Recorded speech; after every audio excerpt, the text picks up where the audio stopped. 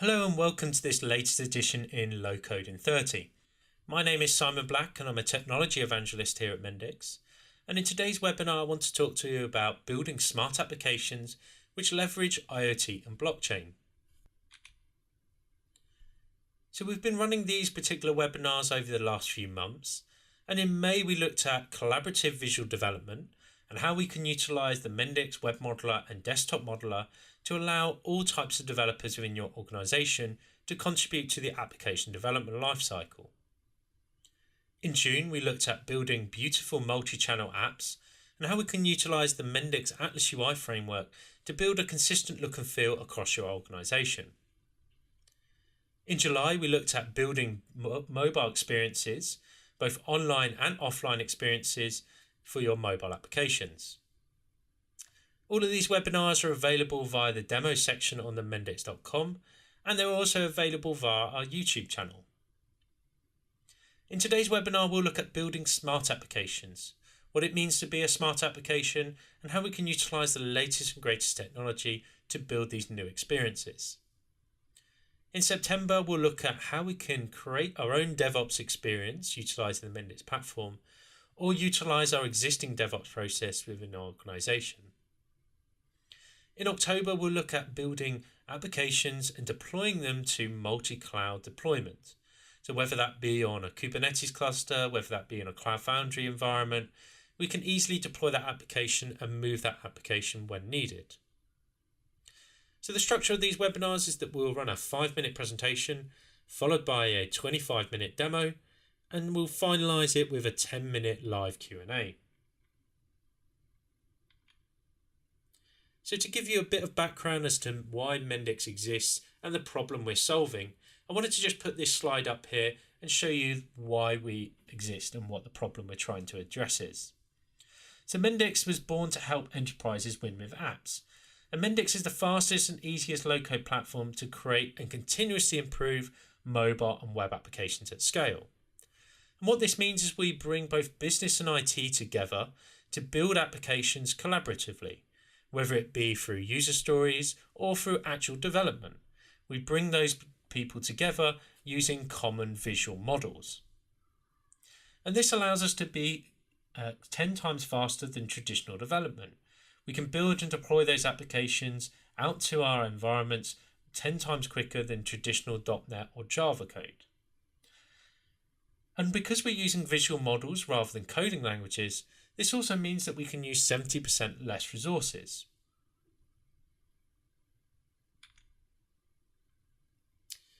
So if we look at the market at the moment, there are certain key buzzwords that are appearing in our everyday lives. Everything from blockchain, Internet of Things, artificial intelligence are all becoming mainstream type technology. We're consuming them within our everyday lives, and we want to be able to utilize these within our enterprise organizations and the apps we provide to our consumers. And who can blame us? This particular technology is everywhere. If you look at artificial intelligence, for instance, it's becoming a normal thing to have artificial intelligence within our organization, but also within our everyday lives. So everything from deep learning, natural language processing, and image recognition are becoming mainstream technology that we must adopt within our enterprises in order to succeed. Also, Internet of Things is becoming huge. Everything from our kettle to our toaster to our fridge is being connected up to the Internet of Things. And it's predicted that by 2020, there'll be 20.4 billion devices connected to the Internet of Things. But often this is just a buzzword. But what is Internet of Things? Internet of Things is a way of connecting physical objects that communicate and sense and interact with states external to them in the environment. What this means is they will sense certain information, send that back to be processed, and will then create new intelligence and also new drivers off this data. Another key technology that is becoming more mainstream is blockchain. And it's predicted that blockchain is going to be a fundamental revolutionary change in technology. Not since the web has there been such a broad and big change. But what is blockchain and how does it actually help us? Blockchain is an open decentralized database where all transactions are stored on a public and distributed ledger. What this means is that we can add to any ledger any piece of information and it cannot be tampered with, it cannot be changed, so it gives us an immutable ledger of everything that's occurred during those transactions. And the use cases for this are only growing more and more. You can see this being used in insurance, in transportation, in logistics. Blockchain is becoming more mainstream into these applications. And with the explosion of all this new technology, we're starting to see a trend of types of applications changing. We've gone from a world of just producing desktop applications, then through to web applications, to mobile and multi-channel applications. And the new wave of applications must utilize this technology, such as blockchain, IoT, and artificial intelligence, to create what we call smart applications. And smart applications are three things. They are intelligent. They use algorithms and big data to predict certain information. They're context aware. This means that they utilize IoT data, sensor information from devices. And they're also proactive about this as well. So they will notify you of certain events from that particular context and utilizing that intelligence. You need to have the context and the intelligence to be able to then drive the proactive notifications via things like push notifications. So in today's demo, I want to talk you through a particular use case. I want to show you how we can integrate into a IoT technology and also into a blockchain service as well. And the use case that we're going to use in this demo is that we want to transport a number of batteries. And these batteries need to be stored a particular temperature. They need to be stored in the correct light as well, because they are not sensitive. They're sensitive to certain light parameters. And we want to utilize the IoT data so that we can actually track and make sure that that transportation is being transported correctly. And if it's not, we want to be able to record this in a blockchain so that we have a complete immutable ledger of everything that's occurred during the transportation of those batteries. So the application I have open here is our transportation application. It allows us to track the bike batteries from a particular warehouse through to delivery to the customer. And I have a number of different fleets and also containers that I can monitor. If I drill down on a particular container, I can view information about where it is, for instance, on a map. I can see it's just off the coast of France. I can also see information such as its temperature, light, and humidity. But at the moment, the data in this particular application is static. We want to be able to actually hook it up to live sensor information using what the industry calls a TI sensor tag.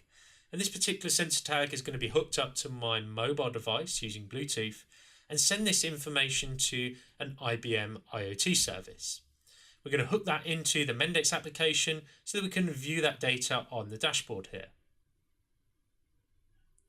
So the first thing I need to do is I need to go over to my IBM Watson service.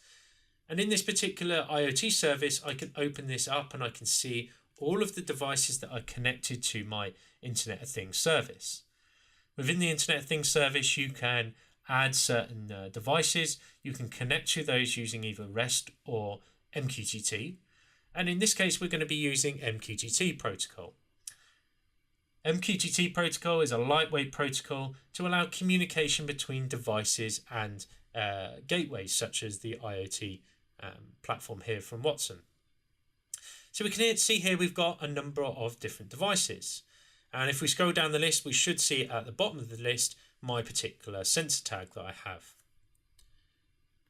So if we start sending information to this sensor tag, we'll start to see that come into the portal and be able to see that live information.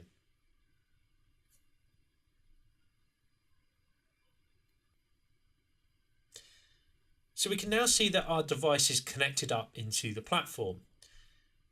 If we go to device information, we can see more information about the particular device we're connecting up to. And if we go to recent events, we can see this live data streaming in. We can see the object temperature, we can see information such as the accelerometer, we can see the device name, lights, and so on. And we can utilize this information within our Mendix application. So the first thing we want to do is we want to be able to take that information from the IoT service. So we need to be able to connect up to it using MQTT. And we also want to be able to parse the information using this value here. So if we can open up the Mendix business modeler, this is where we model out our application. Instead of coding application, we use visual models to build applications for the pages, the logic, and also the data within our application. And that's what we're going to do here today. The first thing we want to do is we want to go into the App Store, and the Mendix App Store is our component library. This allows us to build a number of components and share these either on the private App Store, which is available to only enterprise customers within your organization, or we might want to publish this to the public App Store. It's available to everyone within the community, and you can share certain widgets, components, connectors, all within this particular App Store to improve your productivity when developing applications. So first thing we want to do is we want to download the MQTT client. This allows us to connect into any MQTT broker and view the information from that service. The great thing about using MQTT is it allows you to do things what's called subscribe.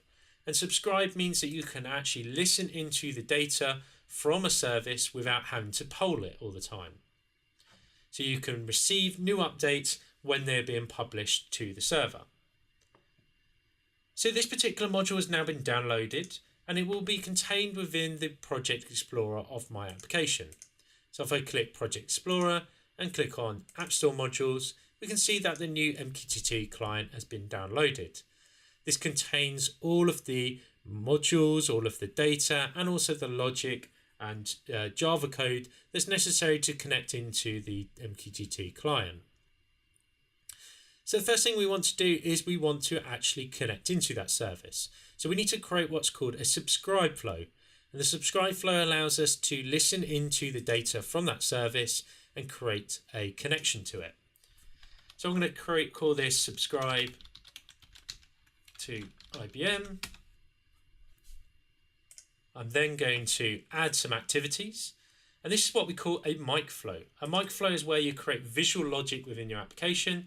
It's either executed when you click a button, when you open up a page, and because we've downloaded a new connector, we have this available as a native action within our application.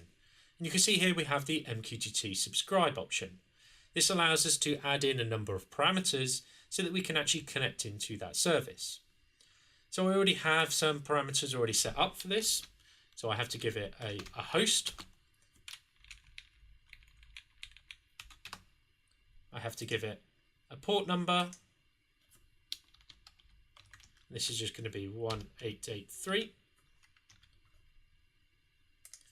I have to give it an organization. The organization is the name of the particular IBM connection that we're trying to connect into. I need to give it a timeout value. I'm just going to set this to 3 seconds. I'm going to give it a username.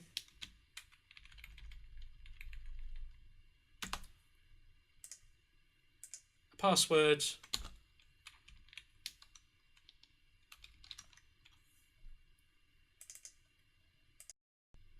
So we need to add our topic name to our particular connection. And this is so that we can listen into a particular handle and we can publish to that particular handle and receive all updates that occur.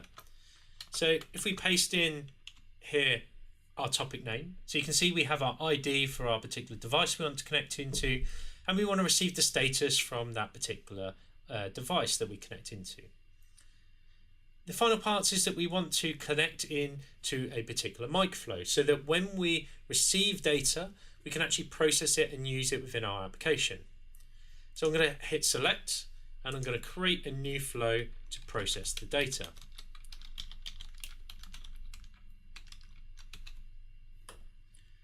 I'm going to set our certificates as empty. And I'm also going to add a quality of service. This allows us to define when we receive certain data and when we don't.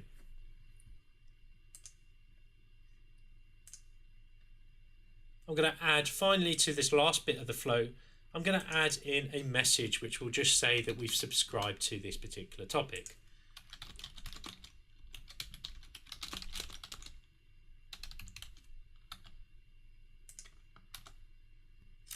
The final bit we need to do so that we can actually subscribe to this particular topic is we need to be able to add this onto a page so that we can actually click this button. We could also run this when we start up our application, but in this case I want to show you how we can actually utilize a microflow as a button on our page. So if I add a new widget, I can select from a number of front-end components such as buttons, drop-downs, input boxes, and in this case I want to call a microflow. And this microflow I want to call to subscribe to that particular flow.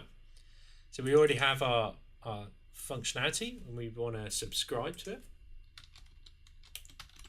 We go subscribe to IBM, and when we click this button it will run this particular flow so that we can actually subscribe to that data and view it in our application.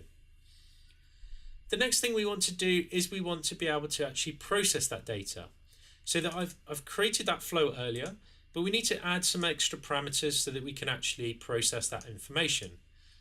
The first one is that we want to add a parameter for the topic name. The topic will allow us to decide whether we need to listen into this information or ignore it depending on what the topic it is. The second part is that we want to add a payload, and the payload will be the data that's being sent to this particular service. So in our example earlier we had that sensor data, it was in JSON format, and we want to be able to send that data here and process it in our application. So we're going to call this payload. And when we run this application, it will pass the data in these particular parameters and we'll be then able to utilize it. So the first thing we want to do is we want to be able to take that JSON and we want to be able to map it into our application. We want to be able to view it, we want to be able to manipulate it and make certain decisions on it as well. So the first thing we need to do is we need to go back into the Watson platform here, and we want to see the recent events. We want to see the data that's been submitted to our application, to our platform. And we can see here we have the information about a name, temperature, accelerometer, and so on. And to build an integration into this, all we need to do is copy this particular JSON example. We need to go back into our modeling environment. And we need to go into the Project Explorer and add a new integration. So I'm going to add, first of all, a JSON snippet structure. So I can say JSON payload. I can then paste the structure that I got from the IBM IoT service, hit refresh. We can now see that we've got that data in our application here. So it's already parsed the information. It knows that they're all strings in this case. It would also detect if there were decimals or booleans and so on. The next thing we need to do is we need to create a mapping and create somewhere where we can store this particular data. So I'm going to add a new import mapping. And the import mapping allows us to take the data from that particular service, allows it to map it into data within our application, and we can then view it within our app. Here we go. So I can select the structure that we just created earlier. I can select all of the data that I need for this particular application. In this case, I don't need all of it. I just need the main object. I need to have the temperature. I want the light. I probably want the accelerometer and also the pressure that's currently in the air as well, the humidity, let's say.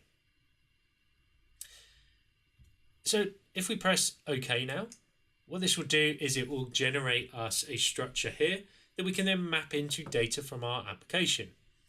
Now I already have a data that I want to map it into, but you can also create the data as well, and I'll show you that later. And the object I want to map it into is sensor data. So sensor data is an entity in my application that already exists. Just for the purposes of the demo, I wanted to make it easier so that we don't have to configure everything in our application. I want to match up the data. So I want to match up the decimal to the object temperature to object temperature, the pressure up to the humidity, the accelerometer X to our movement, and finally the light up to our light value. So you'll notice that these particular attributes are said that say that they're decimals and then require decimal values, and we're providing them as strings. Now the great thing about Mendix is that we can provide a way of transforming those particular string values into decimals or into any type as well. So within the mapper you have the ability to select a particular transformation flow. And this will take the data that you provide it and transform it into the relevant data. So we've got one for string to decimal, and we can just select that for each of them, and this will accept a string value and convert this into a decimal so that we can store it in our application.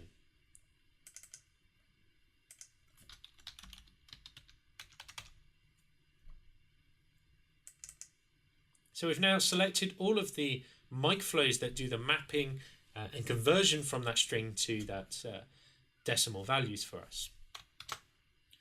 The next thing we want to do is we want to be able to use that mapping now. So we want to be able to take that payload that we get from our particular IoT service. We want to be able to import into our application and then be able to use it. So the first thing we need to do is we need to use an import mapping. So we need to import the JSON data we get back from the service into our application so that we can use it within our app. So we're going to select our mapping that we've just created. Okay, import mapping payloads. We can then store the data in a variable so we can use it within our application. So now we've got the data back, we now need to be able to store it and use it within our application. So I'm just going to call another mic flow, which will then update the data so that we can view it on the screen. So here we can pass the data that we need to our application, which is we need a sensor data and also an asset as well. The asset allows us to know that this particular payload, this data, is associated to our particular container ship. So I'm going to retrieve some data from our application. So we can retrieve data from the database, from memory within our application. In this case, I'm going to retrieve from database, and I'll retrieve the first asset in the database. So this will retrieve the container ship that we want to allocate this particular data to. Now we could also include an ID on this payload so we can retrieve that, but in this case I just want to retrieve the first one in the list. We're going to pass that to our flow, and this is so that we can show this on our dashboard. The next thing we want to do is we want to be able to make some decisions on this data. We want to be able to check the light levels of this sensor data and be able to then trigger certain alerts and store that data within our blockchain. So if it goes outside the normal behavior, we want to be able to store that in our blockchain information. So now we've integrated that into the IoT service, the next thing we want to do is we want to integrate into the blockchain service. In this case, we need to go over to the SAP blockchain service. We could use any other blockchain service or IoT service. The purpose of me demonstrating this functionality is that you can combine multiple services from different providers to be able to build those smart applications. So I've swapped over to the SAP Hyperledger Fabric dashboard here, and Hyperledger is a protocol within blockchain that allows you to build private blockchains to create smart contracts. In this case, we have a number of different chain codes, but we're interested in this particular application here, which is the low-code demo one. In this case, we've built into the application an API, so it makes it easier for us to integrate into this particular blockchain. We can configure this in the chain code and describe that API and utilize this particular REST service to make it much easier to integrate into the blockchain. So here we can see we've got two services. We can search for a particular block in the chain, and we can also write to that particular blockchain as well.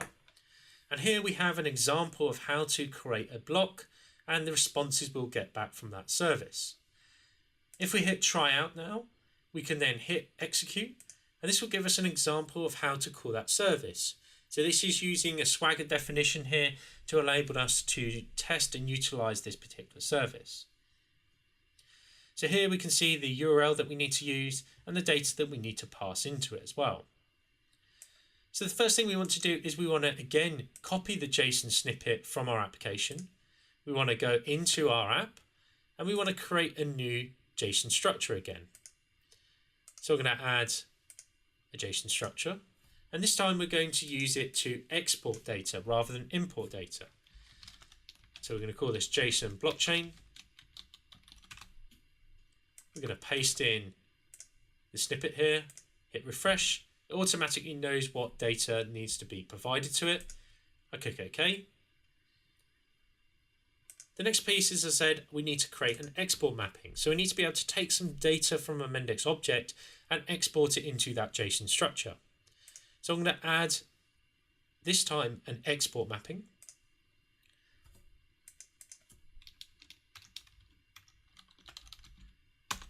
Click OK.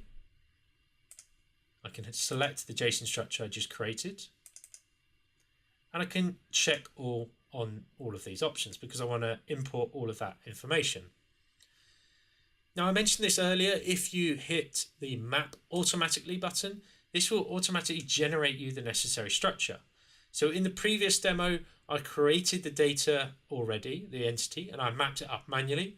In this case, we've automatically generated us an entity to utilize within our application. And if I right click on this, it will take me to the domain model for this particular data. So domain models are really where we build out the data structure for our application, whether it be data stored in a database or whether it be data stored in memory. So if we go back into our application, we've now built the domain model, we've built the export mapping. The next thing we need to do is we need to make a decision to see, is the particular data we get back exceeding a certain threshold? In this case, we want to check the light level. If the light level is over 1,000, we want to then be able to add this to the blockchain and also be able to add an alert in our application. So I'm going to add in what's called an exclusive split here, and I can select certain data from our microflow. In this case, I want the sensor data, and I want to be able to check the light value. So here we can see the light value. We can then make certain decisions like is greater than 1,000.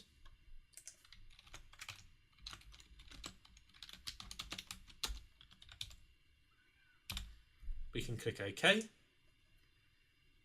And we can start to draw out the decision points and the flow that will occur when the light exceeds 1,000. So if it's true, then the first thing we want to do is we want to actually call our blockchain service. So we're going to create a new object. We're going to add some data to it. So in this case, we're going to add an ID. We're going to add an alert, and a longitude, a latitude, and value, and so on.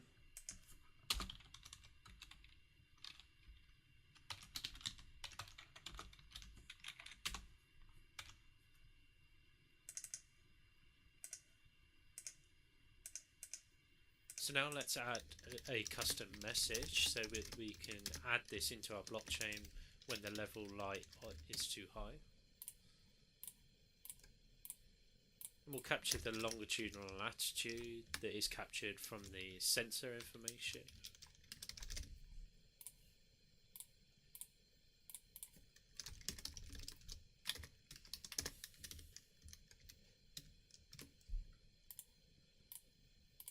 And we'll add in the light value that we get from our sensor. And finally, we'll add the current date time so we know when the event occurred.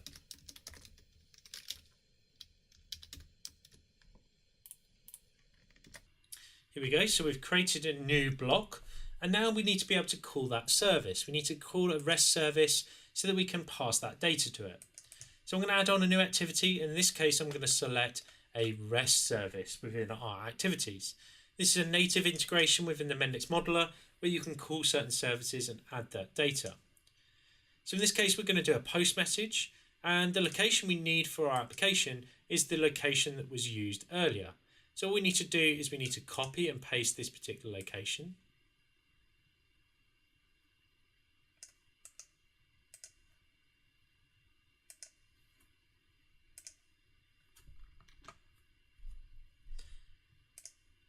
We need to then map the request that we need to actually add our blockchain. So we're going to select here, pass it our new data that we've created. And the final thing we need to do is we need to add some authentication. So we need to be able to authenticate with this particular service. In this case, it's using OAuth protocol. I already have a microflow set up to do that. So if we add select,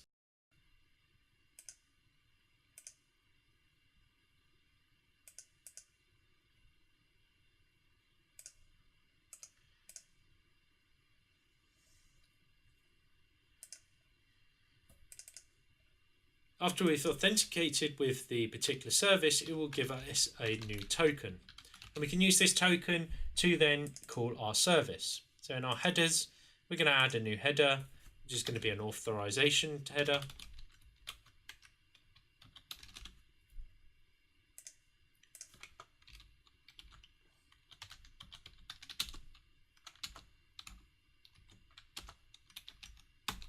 I'm going to pass the token that we've just created in the service there. So we've got our mapping, we've got our call to the service. The next thing we need to do is we need to now just run this application so we can actually see it, we can view that in our application.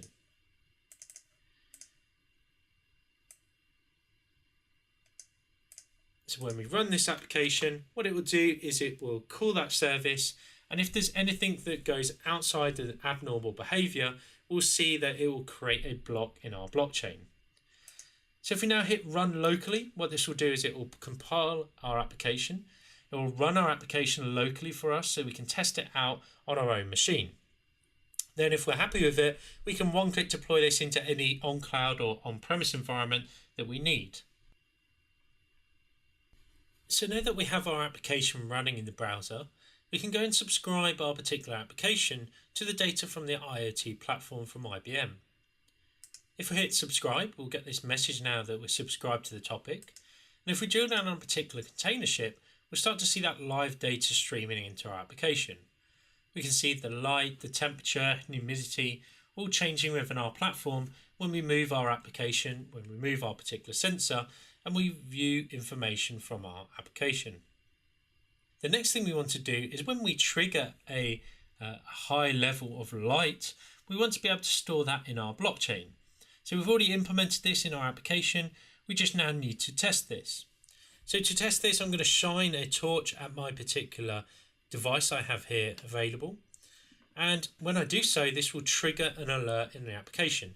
It will spike the light levels above 1,000 and allow us to then view that in our blockchain and store that information. So I've now triggered that particular light level, and we should see that trigger in our blockchain service. So we go over to our blockchain service, we can see that there's been a new block added into our chain. So we can see here that the light level was above, it was too high, 1161, and we can see the longitude and latitude of where that particular thing occurred. So by combining the IoT information and the blockchain information, it's given us full transparency of everything that's occurred during the transportation of those goods. It gives us full visibility and end-to-end journey, but also notifies us when these particular activities occur, so that we can have proactive maintenance, we can go out and check those particular ships, and we can have that end-to-end journey. Thank you for joining this low-code webinar. Hopefully this has given you an idea of how you can build smart applications utilizing a low-code platform, and how you can utilize particularly blockchain and IoT within your organization.